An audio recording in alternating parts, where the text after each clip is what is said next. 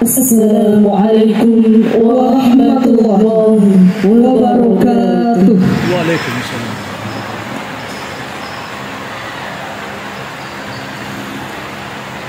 A'udzu billahi minasy syaithanir rajim.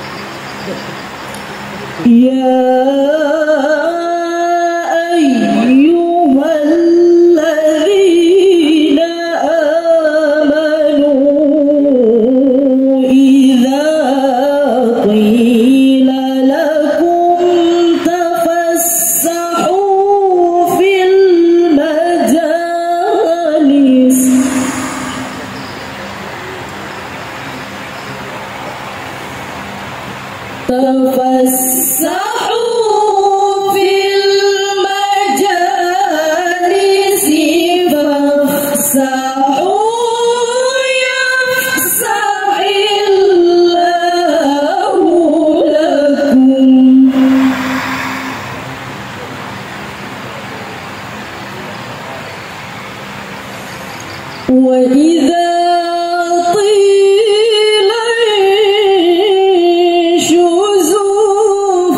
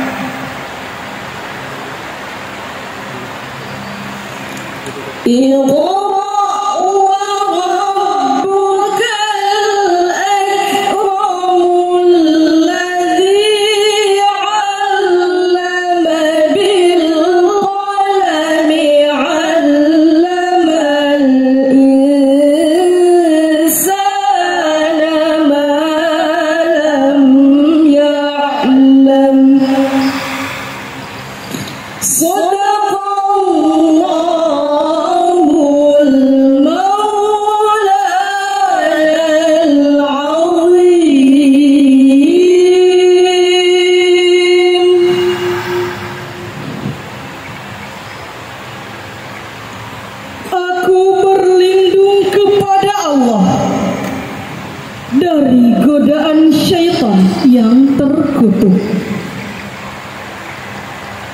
Dengan menyebut nama Allah yang Maha Pengasih lagi Maha Penyayang.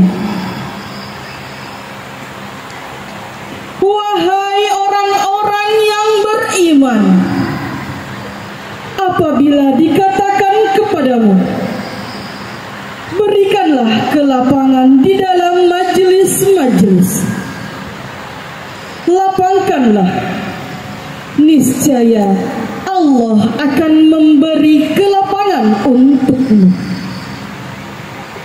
Apabila dikatakan berdirilah, maka berdirilah, niscaya Allah akan mengangkat orang-orang yang beriman di antaramu dan orang-orang yang diberi ilmu beberapa derajat. Allah Maha teliti terhadap apa yang kamu kerjakan. Allah Maha besar. Dengan menyebut nama Allah yang Maha Pengasih lagi Maha Penyayang, bacalah dengan menyebut nama Tuhanmu yang menciptakan.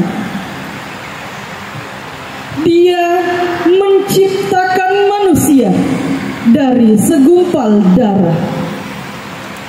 Bacalah Tuhanmu yang Maha Mulia, yang mengajarkan manusia dengan pena. Dia mengajarkan manusia apa yang tidak diketahuinya. Maha besar Allah dengan segala firman-Nya. Wassalamualaikum warahmatullahi wabarakatuh.